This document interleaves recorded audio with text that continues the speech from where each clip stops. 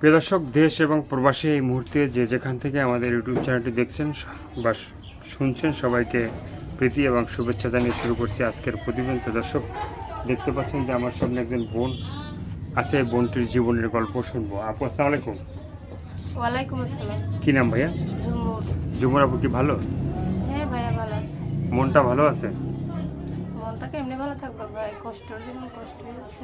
কি কষ্ট আছে মানে কষ্ট আছে এই যে বাচ্চাটাকে নিয়ে মানুষের বাড়ি কাজ করে দিন আনে দিন খাই, এই জন্যই কষ্ট আছে। মানে দিন আনা দিন খাও, মানুষের বাসায় কি কাজ করা হয়?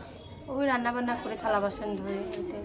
আগে মেশিন চালাইতাম, আমার বাচ্চারা ঠান্ডা লাগলো মেশিনটা বিক্রি করে ফেলো না। এখন বর্তমানে পেটের ঢুকে কোনো কাজ নেই, তাই মানুষের বাড়ি কাজ করি এখন। তো এই যে বাচ্চা আছে, বাচ্চার বাবা কোথায়? বাচ্চার বাবা ডিভোর্স দিয়ে বিয়ে করছে। ডিভোর্স দিয়ে বিয়ে করছে? তো বাচ্চার বয়স কত? 2.5 বছর চলতেছে। 2.5 বছর চলতেছে। তো এই যে 2.5 বছর হইলো যে বাচ্চাটা আছে, হ্যাঁ, তো বাবার সাথে সংসার কতদিনের হয়েছে? ডিভোর্স হয়েছে? ডিভোর্স হয়েছে 2 বছর, 5 মাসের বয়স থাকতে বাবুর ডিভোর্স হয়েছে। মানে 2 বছর হয়ে গেছে। তো এখন কি মানে যোগাযোগ নাই কোনো? বাবুটা যে 2.5 বছর হয়েছে তাকে কি মানে খোঁজ খবর নেয় না? না ভাইয়া, খোঁজ খবর নেয় না। সে বাচ্চা একেবারে নিগে আমার দিয়ে দিয়েছে। একেবারে নিগে সেই বাচ্চা দিয়ে দিয়েছে, তার বাচ্চার কোনো একেবারে দিয়ে দিছে? হ্যাঁ। মানে শেয়ার নেবে না নাকি? না, বাচ্চা নিব না সে। বাচ্চা বড় হয়ে ইনকাম করলে কি মানে সেটা কি বাচ্চা বড় হয়ে ইনকাম করলে সেটা কি আবার আইসা সে বাচ্চাকে নিয়ে যাবে? না, নিব না ভাইয়া, সে একেবারে লিখে দিয়ে দিয়েছে। লিখিত দিয়ে গেছে? হ্যাঁ। তো এখন চিন্তা ভাবনা কি আছে, কি ধরনের মানুষ? চিন্তা ভাবনা কি আছে, এই যে মানুষের বাড়ি বাচ্চাটাকে নিয়ে কাজ করি, অনেক কষ্ট, যা আসা। আগে মেশিন চালিয়ে খাইতাম, এখন বিক্রি হয়ে যাওয়া না মেশিনটা। আমার বাচ্চা ঠান্ডা লাগানো বিক্রি করে ফেলছিলাম। আর 1 বছর আগে বাবু ঠান্ডা লাগছিল অনেক, বিক্রি করে ফেলছে। এখন বর্তমানে কোনো কাজ নাই।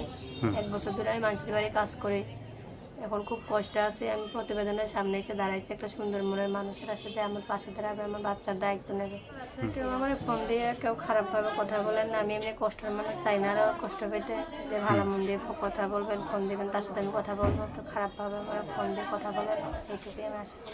আপু কি মানে বিয়ের আগে কি কোনো কারোর সাথে সম্পর্ক ছিল? না ভাই, আমার কারো সম্পর্ক না, আমার অল্প বয়সে বিয়ে হয়েছে। আমার যার সাথে বিয়ে হয়েছিল তার সাথে কি রিলেশন ছিল? কার আমার?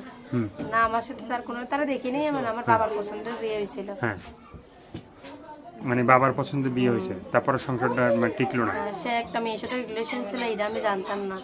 পরে বাচ্চা হওয়ার পরে দেখে সেই মেয়েরা, বাচ্চা বিয়ে হওয়ার পরে সব জেনে ফেলছে। পরে বাচ্চা হওয়ার পরে সে আমার ডিভোর্স দিয়ে সেই মেয়ের বিয়ে করছে। সেই মেয়ের সে বিয়ে করছে।